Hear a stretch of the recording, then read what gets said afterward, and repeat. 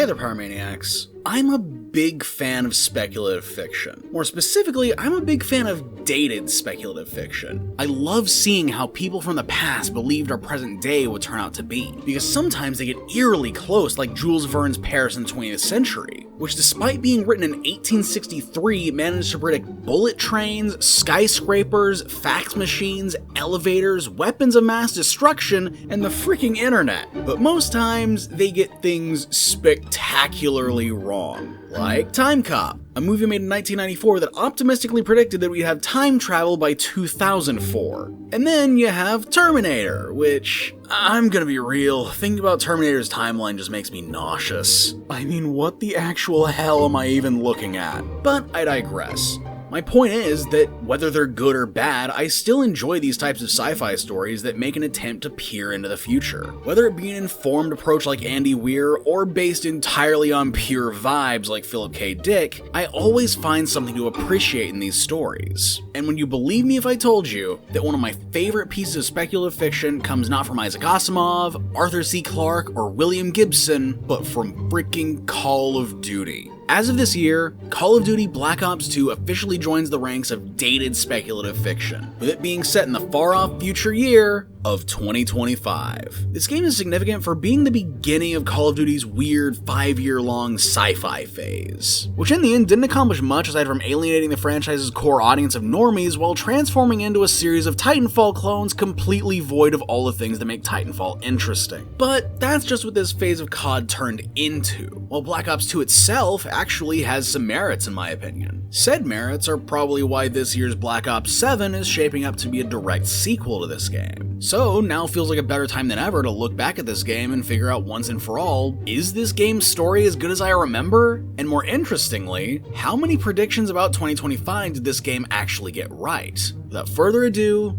let's take a look at Call of Duty Black Ops 2. That rhyme was completely unintentional. You might assume that a sci-fi Call of Duty game would be fairly mindless schlock, and I mean, it's definitely in there, and we'll get to that in a bit, but looking into this game, I was surprised at how much research the people at Treyarch actually put in while crafting this story. The story itself alternates between events in two time periods: the covert operations of Frank Woods and Alex Mason from Black Ops 1 in 1986, and the exploits of Alex's son David in 2025, as the ghosts of his father's past suddenly return to threaten the world yet again. For the future missions, Treyarch consulted with political scientist and novelist Peter W. Singer, but for the past missions, they consulted with Oliver North of all people. For those who don't know, Lieutenant Colonel Oliver North is a decorated Marine veteran, who in the 1980s helped fund Nicaraguan insurgent groups with money that he got from illegally selling weapons to Iran, which I'm sure had no lasting consequences whatsoever. So, how is this game's story? Well, for what it is, it's surprisingly ambitious. Is it a masterpiece? No, it's Call of Duty, why would you even ask that? But it's certainly in the upper echelon of Call of Duty stories, especially how it shakes up the formula in ways we'll get to later. Like I said before, the game's story is split between two time periods: the Cold War conflict of the 1980s and the covert warfare of the far-flung future of 2025. All the Cold War segments are framed as flashbacks as David Mason questions Frank Woods about his experiences hunting down the Nicaraguan arms dealer turned terrorist Raul Menendez. Oh, so that's why Oliver North was a consultant. While the game story flips back and forth, I'm going to relay the story in chronological order just for the sake of consistency. The game starts in 1986 with Alex Mason living with his son in Alaska, with Jason Hudson, now played by Michael Keaton, appears in the most Call of Duty fashion possible, as he descends out of the sky in a military chopper alongside Oliver North.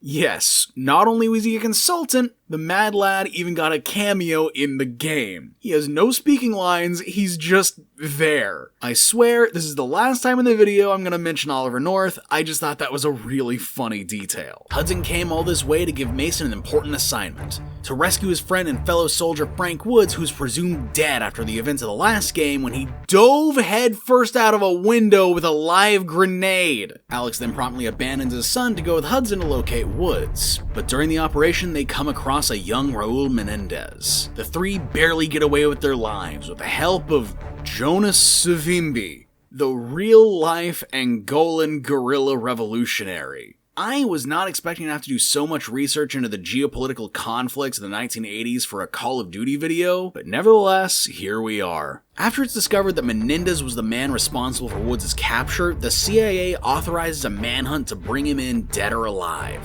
As the trio continues their grand tour of Reagan-era proxy wars, they eventually catch up to Menendez in Panama. They try apprehending him with the help of Manuel Noriega, the real-life Panamanian dictator, but Menendez ends up getting away, but not before his sister Josefina is killed in the process by a grenade thrown by a vengeance-blinded Woods. 3 years later, in the Panama invasion of '89, Mason and Woods are tasked with capturing Noriega and using him as a bargaining chip in a prisoner exchange. Woods immediately senses there's something off about this, even more so after he and Alex get separated and he's tasked with bringing Noriega to the point alone. Once Woods is in position, his feelings bubble to the surface when Hudson tells him to shoot Panama's prisoner. Something is very, very wrong, but he follows orders and shoots the prisoner. The Panamanian prisoner was Alex Mason. Menendez then reveals himself from the shadows, shoots Woods in both his legs, and kills Hudson, who is being held captive this whole time. With that, he leaves Woods for dead and young David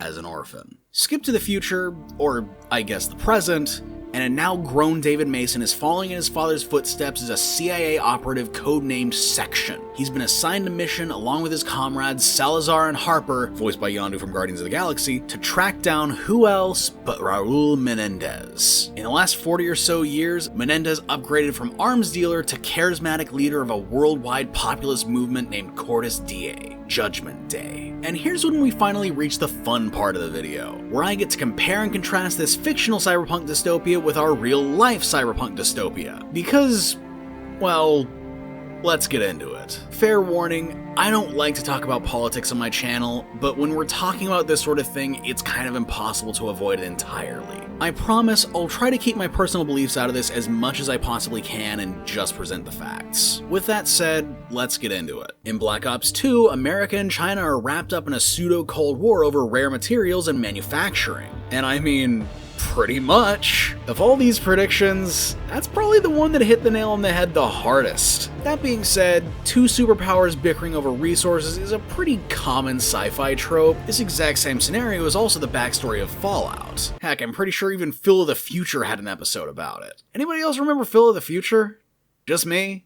Alright. But here, it's definitely portrayed in a way that's eerily similar to what we're seeing happen now. Turn on the news and there's a strong chance you'll see it. Supply chain fragility, chip shortages, tariffs, and rare earth minerals being used as political leverage. Another eerie comparison we can make is that Menendez was able to gain his cult following due to a widening gap between the working class and the 1%, with the mega wealthy going on extravagant vacations to opulent man-made islands in international waters. Once again, I'm gonna try to approach this in the most apolitical way possible, but there's definitely been a rise in class consciousness in the last few years, as we see billionaires building rockets for the purpose of letting pop stars and TV personalities hang out together in low orbit, and some people have even gone so far as to take extreme measures to show their dissatisfaction. This is part of what made Menendez undoubtedly the most compelling villain in the entire Call of Duty franchise, which to be fair isn't a very high bar, but still. By 2025, Menendez has fully tapped into the fears, anxieties, and angers of people that feel disenfranchised by the powers that be and want nothing more than to lash out.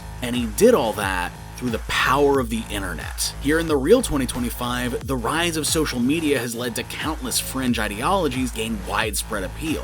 From goofy crackpot conspiracy theories like Flat Earth, to the Manaverse, to even darker and more dangerous things that I probably can't say here on YouTube. While I seriously doubt that somebody like Andrew Tate would ever call for any sort of militant uprising on the scale of Cortes DA, he makes for a clear example of how Menendez, in hindsight, was terrifyingly realistic. In 2012, influencers were just barely starting to become a thing, and yet a Call of Duty game of all things was able to predict the concept of a political revolution beginning in the online space. Man, I had the idea for this video 5 years ago when I made my video on the first Black Ops game. I thought it would be a fun idea, waiting for 2025 to talk about the sequel set in 2025 and compare fiction with reality. I was expecting to sit here and make fun of how silly the technology looks and how optimistic they were to have soldiers with straight up active camo tech. I definitely wasn't expecting to talk about all this. But now, I think we've covered all the really heavy stuff. So let's move on and talk about the more fun predictions. Black Ops 2 makes sure to throw in pretty much every 2010 sci-fi trope you can think of. BattleBots, VTOLs, cybernetics, and of course, you gotta have those Iron Man-style motion-controlled hologram computers. 2010 sci-fi really put a lot of stock into the Kinect taking off for some reason. Black Ops 2 also had the pretty horrifying concept of fully autonomous drone swarms that can just kill indiscriminately? Yeah, thank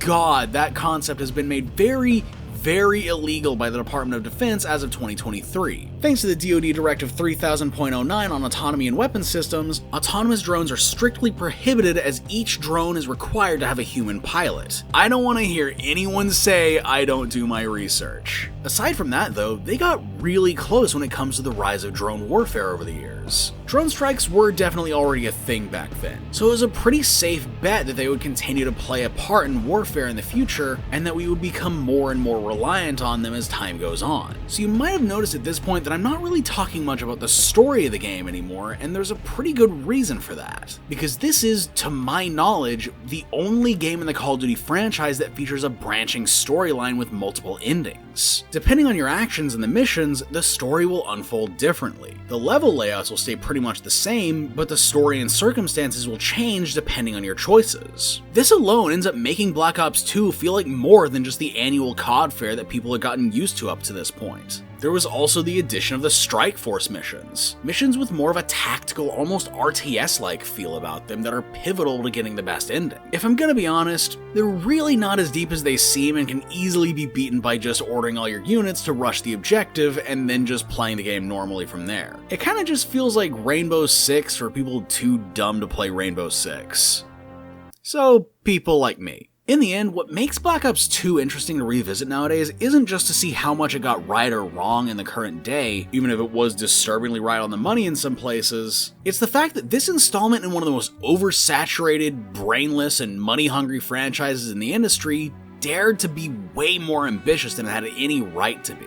They easily could have just leaned into the action movie schlock and made yet another corridor-based shooting gallery. And there's definitely still a lot of that, believe me. But instead, they tried to experiment with the formula and try new things. It's pretty clear that Treyarch could tell that the formula was getting stale and the series needed to try new things if it was going to survive. And sure enough, this game did encourage Activision to allow more experimentation in these games. It may have ended in the most controversial area of the series, but at the very least, they had the courage to try something new. It kind of makes me want to try the other games in the sci-fi era of Call of Duty to see if we may have treated all these games too harshly. Which game came out after this?